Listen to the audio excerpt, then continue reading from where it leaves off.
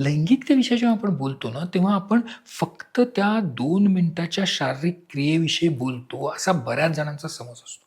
आजही तुमच्या ऑडियन्सचा हाच समज आहे, की मी लैंगिकतेविषयी बोलायला आलो म्हणजे ते स्त्री-पुरुष एकत्र आल्यावर जे त्यांचे संभोग होतोय, त्याच्याच विषयी बदलणार आहे. ती 2 मिनिटं महत्त्वाची असतात का? हो, 100% महत्त्वाची असतात. पण जेव्हा आपण लैंगिकतेविषयी बोलतो ना, त्यावेळेला आपण त्या व्यक्तीच्या एकंदर व्यक्तिमत्त्वाबद्दल बोलत असतो.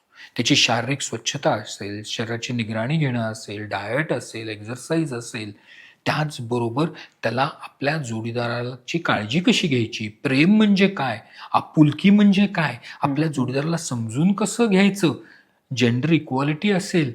स्त्री-पुरुषांमधला भेदभाव नसेल, ह्या सगळ्या गोष्टी देखील त्याच्यामध्ये इन्क्लूड असतात. म्हणजे केवळ त्या 2 मिनिटाची शारीरिक क्रिया हीच फक्त लैंगिकता आहे का? तर नाहीये.